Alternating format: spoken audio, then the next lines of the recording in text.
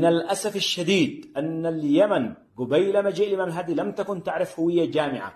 كانت بعض القوى السياسية والقبلية تشجع للأسف على الانحراف والرذيلة والفساد، ومما يؤسف له أنه كان في عسكر الدعام قبل أن ينضم إلى الإمام الهادي مئات النساء اللائي يعملن في الدعارة المنظمة، وكان له جند فساق يشربون الخمور ويركبون الذكور ويفجرون بالنساء علانية، كما ذكرت ذلك سيرة الإمام الهادي.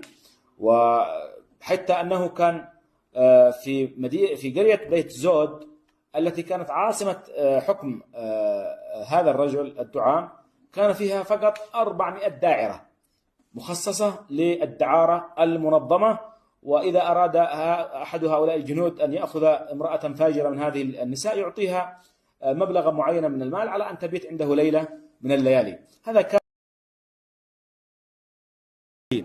كانت هناك دعارة منظمة في بعض القرى، كانت هناك أكثر من 300 مومس يعني، والدولة أو الحكومة التي كانت في ذلك المكان، وأنا لن أتحدث عن اسم تلك القرية، يعني كانت تنظم هذه الدعارة، تنظمها بشكل منظم وبشكل عادي. الجفاتم كانوا يحملون الغلمان أو النساء من الأسواق ويدخلونهم إلى بيوتهم، وكانوا يفسقون بالناس بشكل واضح. فقدم الإمام الهادي، وهذه أجواء اليمن في سنة 284 هجرية.